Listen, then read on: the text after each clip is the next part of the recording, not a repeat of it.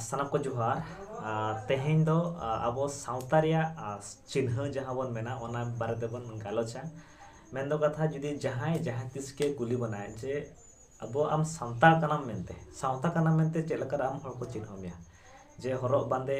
मा मिद प्रकार हुआ मेनखान अडिगान जगह रे दो अब छेतिक को हरक बांदे साव समान गे ताहेन कना तबे ओना साव जो अब चेलका बन ठिकावना जे बांगा आमदम सानताल कना मेनते तो ओना हिसाब ते सानताल को किछु संतक चिन्ह मेना ओना सानाम चिन्ह बारे तेबन गालोजा तो अब सानाम को बन बाडाय कामा सानताव रेया अब जहाँ सावता रेया सानताल को दो पेया संतक चिन्ह मेना मिद हुयु कना सिखा दोसार दो खोदा और तेसार दो मेढ़ेट साकम तो सिखा दो जहाँ अब ना बारेत को चिन्ह कना मन दो कथा कोड़ा हपन को चिन्ह दो कना सिखा और सिखा दो लेंगाती रे को सिखा और सिखा दो बिजोल को सिखा बिजोल रे माने दो नवा कना मेटांग और बाखान दो बार ठेन पे ठेन और बाखान दो मोड़े बाखान एआई माने बिजोल गेबन सिखा मान मिड ठेन और खान पे ठेन और बाखान मोड़े बाखान एआई उनका लेंगाती रे धाड़े देखो बिंदु हिसाब को सिखा ओना दो कोड़ा को चिन्ह हालांकि नेतार कान जुग रे बाबन चिन्हया बाबन सिखा कना मेनखान सदाय हपड़ाम को तुरुज दो ताहेन सिखा को बनाव ताहेन कोड़ा को लेंगाती रे दो बिजोल को बनाव ताहेन तो ओना नेलतेम ठिकाय जे बा नुकु दो सानताल कोड़ा कना मेनते ओना सिखा नेलतेबन ठिका ताहेन दोसार दो हुयु कना खोदा खोदा दो तिरला हपन को चिन्ह कना जे जहां के सानताल तिरला हपन कना जदि उनी बन चिन्ह खान दो आजा ती रे ताय खोदा ताहेन खान दो बन बाडाया बांगा नुई दो सानताल तिरला कना मेनते हालांकि नेतार ओना तिरला हपन हो बाबन खोदा कना मेनखान नोआ अब तिरला हपन जहाँ खोदा कथा न दो नेतांग दो एकदम ब्रिटिश को दो को आयमा को खोदा कना मेनखान अब बांग बो खोदा कना जहाँ चे न खोदा दो अब अगिम हपलाम खोन अबवा कना मेन दो कथा अब सानताल रे तिरला हपन को खोदा कना मेनखान अब बांग बन खोदा कना नेतार कान जुग रे दो तबे सिखा दो कोड़ा हपन को और खोदा दो हुयु कना कुड़ी हपन को बा तिरला हपन को कना और मिन चिन्ह हुयु कना संतक जहाँ चे मेढ़ेट साकम चिन्ह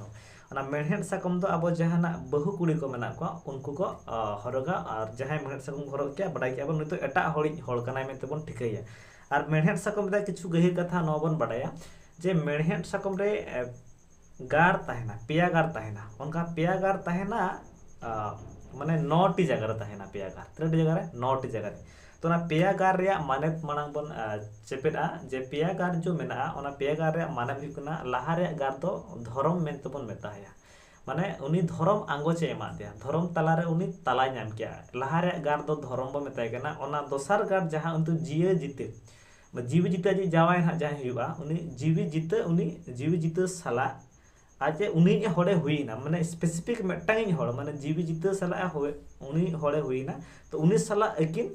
सारा जीवन किन तहेना एकिन सावरे किन तहेना जीवी जिते नितुम ते मेटांग गार तहेना और तेसार गार दो तहेना मझी मपंजी मजे मझी मोणे को उनको को तला केते मेन दो कथा जहां तिना केना आजा एटकेटोने हिजुआ दुख सुख को हिजुआ ता ओना सानामा मझी मपंजी को बुझवाया तो ओना हुयु कना पेया गार रे मेहनत एक दो हुयु कना धरम दुई दो हुयु कना जीवी जिते तीन दो हुयु कना ताय मझी मपंजी तला रे उनी ताहेना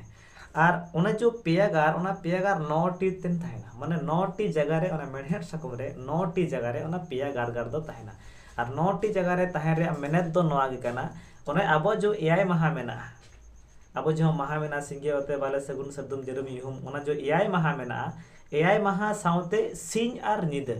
माने एआई महा सावते सिंह और निदा मेन दो कथा 9 जगह हुईना माने 7टी दिनो और निदा और सिंह नो जो 9टी अक्तरे नुई उनको पे हड़ा को हिरला रे ताहेना मेन दो कथा धर्मा हिरला रे जीवी जिता हिरला रे और मझी मोणे को हिरला रे ओना खातिर के पेया गार 9टी जगह रे ताहेना 9टी जगह रे ताहे रे माने तो हुयु कना 7टी माहा और सिंह और निदा माने 9टी अक्तो हुईना और पेया रे गार दो कना धरम और अजी जावाय जिते बन मेताय कना और हुयु कना मझी उपजे आकोवा ताला रे आकोवा हिरला रे आकोवा सुख दुख साला गे आकोवा जीवन खांडावा मेनते उनी मेढ़ेट साकम दो पेया गार 9टी ठेन ताहेना आशाई जहां को अब जुआन को नवा जिनिस बांगबो बड़ा गोठन बो शेयारा और अब बन चेपेरा मेनते नेहर ताहेना जोहार।